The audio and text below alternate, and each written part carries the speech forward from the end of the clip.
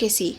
Next we have the question where the following data was obtained from a liquid test conducted on a soil sample. ठीक है, ये आपने एक test किया soil sample पे. अब इसमें से ये पूछा है कि लिक्विड लिमिट क्या है, ये लिक्विड लिमिट की क्या वैल्यू है और आपको पूरा डेटा दे रखा है. तो यहाँ पे एक चीज़ ध्यान रखो, लिक्विड लिमिट की जो वैल्यू है इस पूरे डेटा में से आप चेक करते हो on the number of blows 25. जब 25 नंबर ऑफ ब्लोज पे जो वैल्यू आती है ना वाटर कंटेंट की, उसी को लिक्विड लिमिट बोलते हो. तो यहाँ पे 25 जो नंबर ऑफ ब्लोज हैं उस पर वाटर कंटेंट कितना है 61.9. That is nothing but the liquid limit 61.9%. Again C is the answer. Okay, let's move on. Now we have the undrained cohesion of a remolded clay soil is 10 kilonewton per meter square. Remolded clay soil का undrained cohesion आप CU से represent करते हो, that is 10 kilonewton per meter square. Sensitivity दे रखी है clay की 20, clay की सेंसिटिविटी 20 दे रखी है. Corresponding remoulded compressive strength, undrained cohesion दे रखा है. कोहेशन से कंप्रेसिव स्ट्रेंथ निकालने का आपका फॉर्मूला होता है, compressive strength is represented by QU. Sensitivity की भी ज़रूरत नहीं है, डायरेक्ट आपको मिलता है 2 × CU. ठीक है, अब आप इधर रख दो 2 × CU कितना है 10, that means 20 kilonewton per meter square. आपका आंसर हो गया C. सबके आंसर C हैं क्या? आगे चलो. Ratio of saturated unit weight to dry unit weight of soil is 1.25. मतलब उन्होंने बोला कि gamma saturated divided by gamma dry is equal to 1.25. Specific gravity of soil solids is 2.65. तो आपको E की वैल्यू मतलब वॉइड रेशियो की क्या वैल्यू है बतानी है. तो गामा सैचुरेटेड का आपका फॉर्मूला क्या होता है, G + E gamma W upon 1 + E divided by dry क्या होता है G gamma W upon 1 + E equal to 1.25 है ना. 1 + E से 1 + E कैंसिल, गामा W से gamma W cancel, we have G + E upon G equal to 1.25. तो हमारे पास आया G + E is equal to 1.25 into G, that means 2.65. अब अगर मैं ये करूँ 1.25 इंटू 2.65 इज इक्वल टू 3.3125 है ना.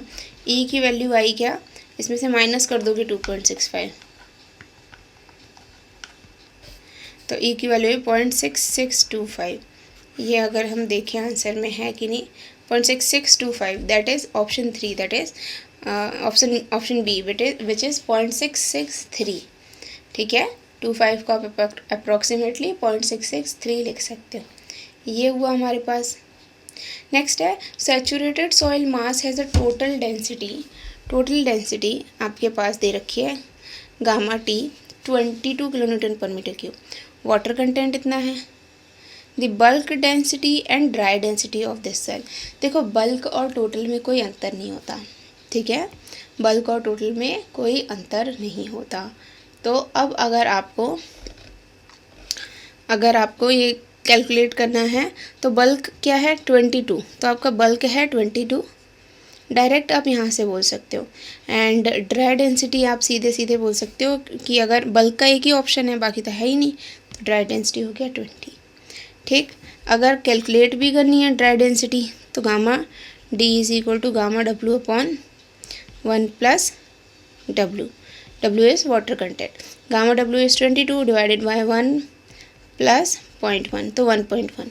22 divided by 1.1 will give you 20. तो it will give you 20 kilonewton per meter cube. तो आपके पास अगेन चेकिंग करके भी आंसर बी ही आ रहा है. ठीक है, आगे चलो.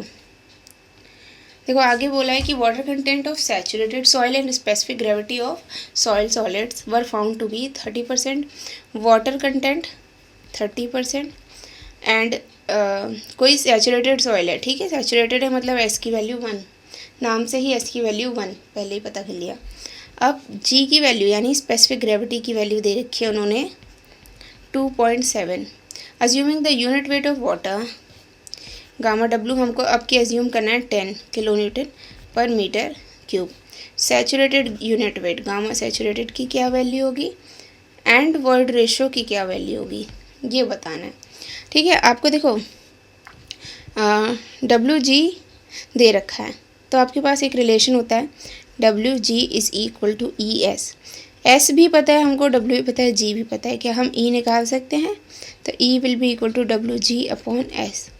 W is 0.3 into 2.7 divided by सिर्फ 2.7 है, ठीक है। एस की वैल्यू 1 है, ठीक है। तो इस केस में 0.3 इंटू 2.7 आ गया 0.81। लेट मी कन्फर्म, 0.81, ठीक है, 0.81। तो ई की वैल्यू तो 0.81 ही हो गई। कौन से ऑप्शन में? ए में। बाकी गामा सैचुरेटेड अगर निकालना है अब आपको, gamma saturated G plus e upon 1 plus e gamma W, है ना। G is 2.7 plus 0.81 divided by 1.81 into 10, ठीक है। तो प्लस 2.7 इंटू 10 डिवाइडेड बाय 1.81, 19.39। तो देखो यही है आपका ऑप्शन ए ही है जो मैच कर, ठीक है। अब ये है कि liquid limit, plastic limit and shrinkage limit of a cohesive soil satisfy the relation. देखो आपके पास सबसे शुरू में आता है आपका श्रिंकेज लिमिट, फिर प्लास्टिक लिमिट, फिर लिक्विड लिमिट। तो रिलेशन कौन सा फॉलो होगा? रिलेशन ये फॉलो होना चाहिए कि लिक्विड लिमिट सबसे बड़ा है, फिर प्लास्टिक लिमिट और फिर श्रिंकेज लिमिट। देखो कौन सा चल रहा है आपके पास, ऑप्शन बी है जो कि मैच कर रहा है, ठीक है। तो इस तरह से आप सॉल्व करोगे। अभी तक हम गेट 2008 तक पहुँचे हुए हैं, आगे भी हमको करने। So will be doing it daily 4-4, 5-5 questions करो बस। अभी हमारे पास बहुत टाइम है गेट 2024 के लिए, तो एटलीस्ट डेली एक सब्जेक्ट के 5 क्वेश्चन। और अभी आप अगर 2 सब्जेक्ट लेके चलते हो मेरे साथ, जैसे अभी सॉइल है, मैं कुछ ही टाइम में आरसीसी भी स्टार्ट करने वाली हूँ, तो धीरे धीरे हमारे पास सारे सब्जेक्ट्स कवर हो जाएंगे within 6 months for next GATE. तो बने रहिए, साथ में करते हैं। Thank you.